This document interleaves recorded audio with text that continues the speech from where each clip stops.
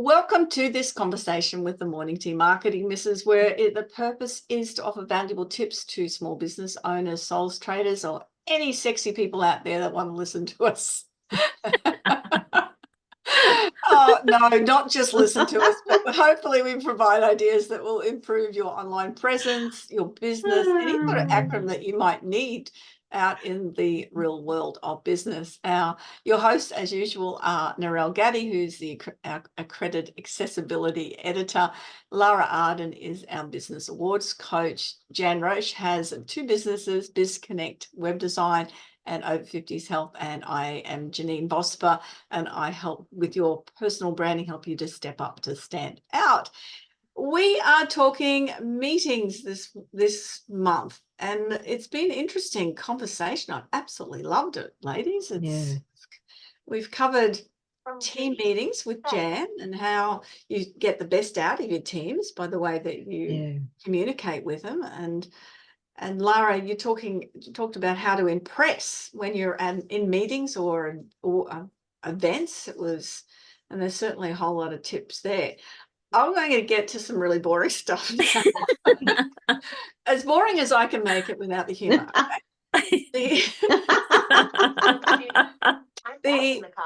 I'm part of a lot of different organisations, in particular, and on boards. So one in particular is called Power Talk Australia, and it's a not-for-profit public speaking organisation. So the last 20 years, I have put my hand up to be on club boards, state boards, and I was the Australian president for 2 different terms, 2 years each term. And I'm also on Chambers of Commerce boards. I was with Beenleigh Yatala Chamber of Commerce and now on the Logan Chamber of Commerce board. What all of these have in common is they have proper business meetings because we're accountable. So the not-for-profit particularly is we're accountable, we're registered in New South Wales because of the way it's set up. But we have to have reporting back on meetings. We have to have certain roles. There's bylaws and standing rules that run our organisation, and there's rules that run our business meetings. In Australia, most business meetings are run by Renton's rules, and it's a lovely, interesting book that you can read. When you got but nothing else to do. No interest whatsoever. Good bedtime story. No, it isn't. But it's really important to be aware of what needs to happen in a meeting when you have controlling other people's money in particular. One is the registration of the organisation to maintain that not-for-profit and the chambers are in that same sort of space because they give back to the community. But you have to actually follow rules. And I've found, over time on different committees, not naming any at all, it's that I've abstained from voting many times because of the way the meetings run. And I do not want to put my name to any decision that's made, particularly regarding money, because I don't want any blowback on me, because I don't think it's done properly. And it's so important to do it. So, Janeen, without naming names, are you able to give us an example of something that would be inappropriate for anyone that's listening that could be on a board that perhaps they've seen a situation come up and they're really unsure? It might be something that they're not familiar with and they don't know whether it's appropriate or not, but maybe something inside them makes them feel like, well, it might not be appropriate, but because I'm new on the board, maybe that's how things roll around here. Do you know what I mean? So absolutely. And if I hadn't had the experience I had when I was on that particular board, I would have been unaware that that's not how you're supposed to do things. So let's say we're looking at the finances of an organisation. You need to have a budget set, which a budget might say it'll be an overall budget for the year, and then if you're running events, there'll be budgets for that. But your overall budget for the year might say we're going to spend $100 on tea and coffee for the meetings. So when that goes through, probably at the start of the term, it has to go to a motion. that the whole budget's accepted, not just particularly the tea and coffee, but all the budget's accepted, and then it has to be adopted. And then you have to vote on it. And so for these instances, they're not necessarily that someone, says, I move that the budget for the 2024-2025 term be adopted. That the wording's not right in the first instance sometimes. And then there's no seconder. Then someone needs to second that. But once you've seconded, there might be an opportunity for disagreement. But then giving chance then after it's moved and seconded for somebody to step in and say, well, hang on a minute. Do we need to spend $100 on tea and coffee? Can't we just bring our own tea and coffee? Let's have a look at this before we adopt the motions. So particularly in budgets and finances, you might accept something. That's where you'd argue the points of it, really. And then you would adopt it. And you'd have a separate motion for that. You got to, and so a lot of the times people will go, yeah, so we move that's okay, everybody, that's fine. And all of a sudden, hang on, what happened? I wanted to ask a question as to why we can't just bring our own tea and coffee. So that's the important factor, is to know that there needs to be opportunity to ask questions, and then not get bogged down in them, because then you've got to have people that speak for and against the motion also. Right. And then everyone's given 2 minutes each in the Renton's rules to do that. So if you've got someone speak against it, then the next person should be speaking for it, if you've got people there. Yeah. To do so that. I can hear two things in this as a strategy. One would be making sure that you're not too quick to just be agreeable with everything. So don't be a people pleaser and a yes person.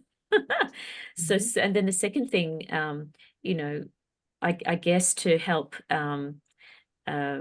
mediate that would be to make sure that you are paying attention to what's being proposed or wanting to be action to be moved, and that you have your critical thinking hat on, to just in your mind even to just slow things down for a moment, to take a breath and consider, wait, is this okay to be a yes vote?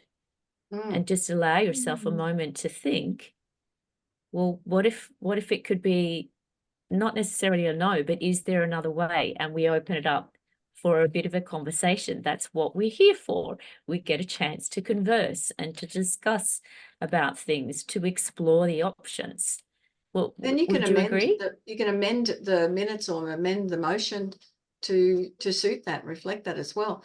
There's something that's been happening in Parliament which is a little bit unheard of, and it's along these lines.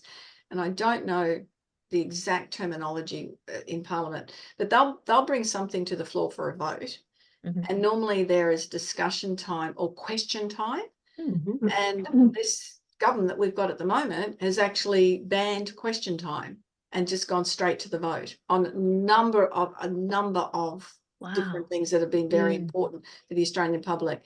Because they've got the numbers to do that, they haven't allowed the question time and discussion time on it, which means it doesn't become public record that anyone has argued the point to it, and it's just been rushed through. And I've listened to some politicians who've certainly not been happy with that happening at all. Sure. And I think as Australians, we shouldn't be happy, no matter which side of the fence you sit on politically, to know that exactly what we're talking about, that there has to be opportunity for discussion. Always. If you don't agree with things. And, right back to Jan's talking about meetings with teams, is that there has to be communication in there, and you have to feel right about it. Well, without communication, it's really it's more of a dictation then, isn't it? If we don't have that communication, that opportunity to explore other ideas. Yeah. And the thing is, that's the whole reason for having a committee, and for, for people to be able to be a voice for the community. You took the words right out of my mouth, Jan, because what's the point of a committee if it's not to have discussion and good communication and considering other people's perspectives and ideas about things? I'm a great devil's advocate on committees. It's good. Yeah. Well, and with Power Talk, we used to have international conventions, and they would have business meetings over about 3 days, like not the whole day, but quite a bit of it. Yeah. And the first time I ever thought about business meetings, I thought, oh my gosh, this is going to be awful. And then I got quite good at them. Yeah. And so then I went, well, I don't agree with that. So I'd be the first one lined up at the microphone to speaking against that or for that or whatever. It's so much fun. We don't have anymore at that level. It's not really adding to that.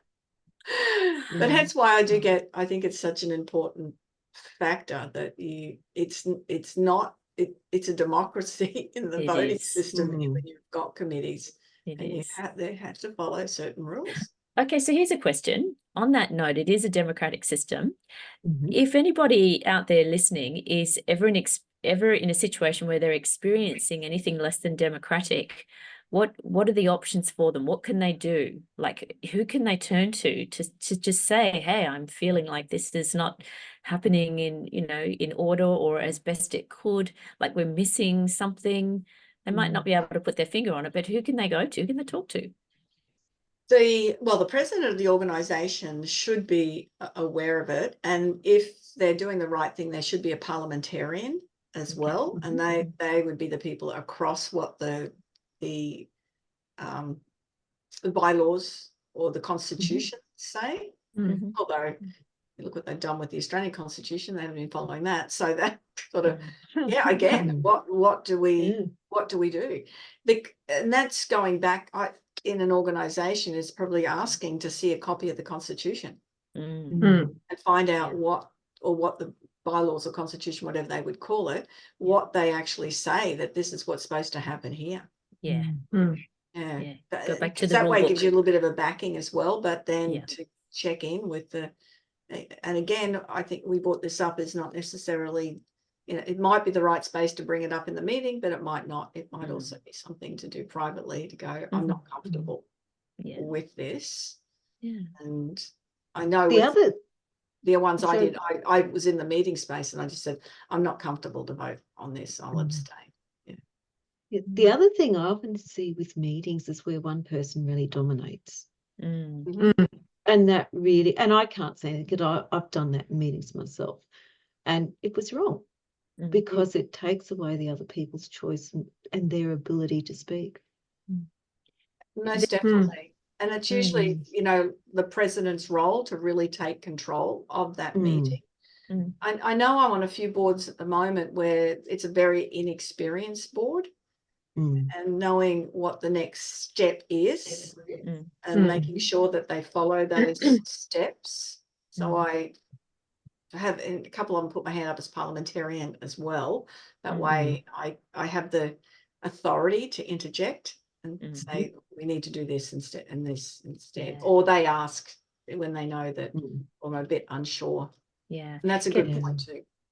And one thing I'd like to add, if I may, when it comes to being aware of and noticing that there's one person perhaps in a group who's trying to sway the whole group with their opinion, is to apply something called the Socratic line of questioning from Socrates. And so you've probably heard of the 5 whys. So it's based on Socratic questioning, which basically asks the person who's making their claim or their statement, why do you think that way, or why would that be good for us, or why would that be bad for us? And basically what you're doing each time is you're trying to get to the core of their message or their belief to better understand why it's so important for them to get everybody to do things in the way that they're proposing. So that's another way that it could be handled if you were aware of and noticing that there is one person trying to sway the majority. That's a great point.